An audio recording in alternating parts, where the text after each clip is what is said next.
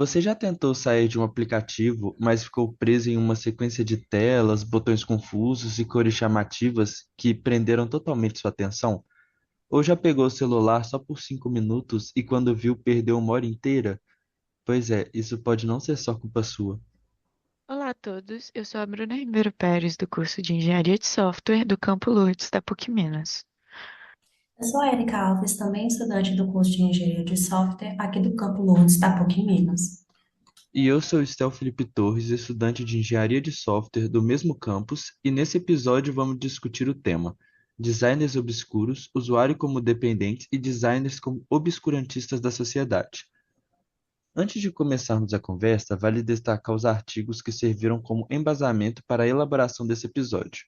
O primeiro foi apresentado por Park, em artigo publicado no periódico Computadores como Comportamento Humano, em 2019, que trata da dependência funcional e existencial dos usuários em relação ao smartphone. Nós também usamos um estudo apresentado por Roffarello em um artigo publicado nos canais da ACMCHI Conference em 2022, que discute como os chamados dark patterns, ou os padrões escuros, são usados para capturar e manter a atenção do usuário.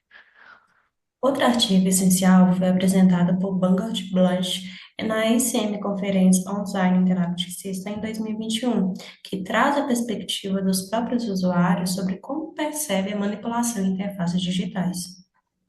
E por fim, utilizamos o artigo apresentado por Helberg no periódico Mercados Eletrônicos em 2024, que discute de forma crítica como o design pode ser usado como forma de manipulação deliberada, além de explorar o papel ético do designer nesse contexto. Você já parou para pensar por que a gente sente um mini pânico quando percebe que esqueceu o celular em casa? Às vezes nem é porque vamos precisar dele de fato, mas parece que falta um pedaço da gente, né? Érica, isso seria o que a gente chama de dependência existencial? Exatamente, Estel. Sabe quando a gente diz que precisa do celular para tudo, para trabalhar, estudar, pagar boletos ou até mesmo se locomover em uma cidade que pouco conhecemos? Isso é o que chamamos de dependência emocional. Mas tem gente que, mesmo sem nenhuma necessidade urgente, sente um desconforto enorme de ficar longe do celular. Aí entra a questão da dependência existencial. Segundo o estudo apresentado por Park em 2019, isso acontece quando a pessoa associa o celular a própria identidade, como se ele fosse uma extensão dela mesma. No estudo, os participantes com esse tipo de dependência demonstraram maior ansiedade quando privados do celular e menor disposição para mudar seus hábitos, o que mostra que o problema não é só prático, né, mas emocional, e isso implica que soluções precisam ir além de restrições técnicas e olhar para como os sistemas estão moldando o nosso senso de identidade. Bruna, e nessa história aí, qual que é o papel do design? Ele tem um papel bem grande, viu, Érica? Muitos aplicativos são criados com elementos que ativam o sistema de recompensa do cérebro, tipo notificações, likes, animações, e tudo isso foi discutido por Raffarello no artigo publicado em 2022, que mostra como os dark patterns sequestram a nossa atenção. Stel, você acha que isso acaba isentando o usuário de responsabilidade ou o foco deve estar mesmo em quem o projeta? Bom, eu acho que não dá para isentar ninguém, mas o papel do designer é crucial, como destacou Huberg em seu artigo em 2024. O designer tem uma responsabilidade ética e projetar sistema que incentivam esse tipo de dependência sem transparência é uma forma de manipulação indireta dos usuários. Você já viu aquela cena em que os pais tiram o celular da criança dizendo que faz mal, mas logo depois eles mesmos estão no TikTok por horas? Pois é, parece uma contradição, né? Bruna, o que será que os pais estão tentando evitar com essas restrições? É muito comum a gente ver os pais controlando o tempo das crianças no celular, enquanto eles mesmos passam horas rolando o feed. A pergunta principal é: o que que ele está tentando evitar com essa restrição? Você acha que esse medo tem algum fundamento lógico, Érica? Sim, Bruna. Bogart Blanche, em 2021, mostra que as crianças são mais vulneráveis aos padrões escuros, porque ainda estão desenvolvendo esse pensamento crítico. Em testes com jogos e redes sociais, as crianças demonstraram maior dificuldade em perceber quando estavam sendo manipuladas. e eram mais propensos a continuar interagindo mesmo quando queriam parar. E a aplicação aqui é clara, né? Sem regulação ou responsabilidade no sistema, esse tipo de manipulação pode impactar diretamente o desenvolvimento da autonomia infantil. Será que o problema é o mundo digital em si ou a forma como ele é feito? Estel, você conseguiria responder isso aí para a gente?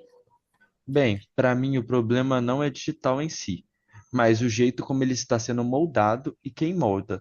Muitas das vezes é o designer. O medo dos pais vem do fato de que o mundo digital atual não foi projetado para proteger, e sim para prender atenção. Se a gente usa um app para acordar, outro para lembrar de beber água e passa o almoço rolando feed, será que a gente ainda tem controle ou já passou do ponto?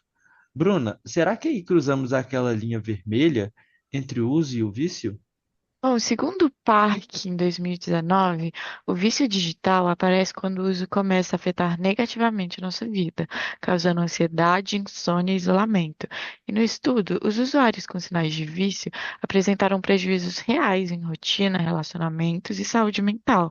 Já o Helberger, em 2024, mostra que muitas plataformas são pensadas para maximizar o tempo de tela, mesmo sabendo dos impactos. Ou seja, os sistemas não apenas não evitam o vício, como promovem, e isso coloca o designer numa posição de responsabilidade ética direta. Érica, o que que você acha sobre o papel do designer nesse cenário? O papel do design é muito fundamental e importante, Bruno, como mostra Coffarello em 2022.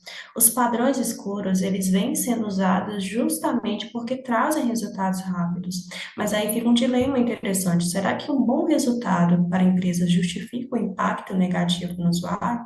E é curioso também como ninguém reclama se uma criança passa horas lendo um livro, mas se for no celular ou no tablet, já dizem que ela é viciada ou até mesmo alienada, né?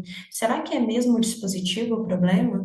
Bruna, será que o que está por trás dessa diferença de percepção, na sua opinião, o que está por trás É dessa compreensível percepção?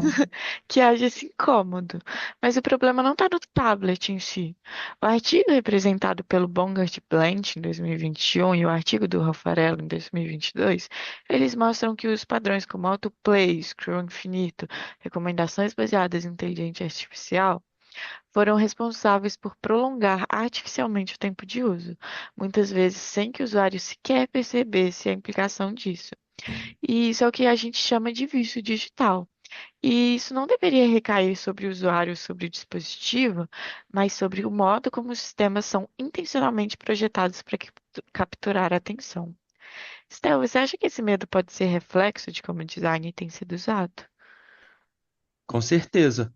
Quando os designers aplicam essas técnicas sem pensar no impacto social, acabam se tornando uma espécie de obscurantistas digitais, escondendo, escondendo intenções reais atrás de interfaces bonitinhas. Bom, então os padrões obscuros são mais fáceis do que falar de botões escondidos ou telas confusas. A gente precisa refletir sobre o impacto que o design tem nas nossas escolhas e na nossa liberdade. E lembrar que toda tecnologia carrega intenções. Ela pode servir para informar, conectar, facilitar ou também para manipular, aprender e viciar. O papel do design é fazer escolhas conscientes. E esse episódio foi produzido como parte da atividade de divulgação científica informática na sociedade, na disciplina de Interação Humano-Computador, orientada pelo professor Leandro Ponciano, no Instituto de Ciências Exatas e Informática da PUC Minas,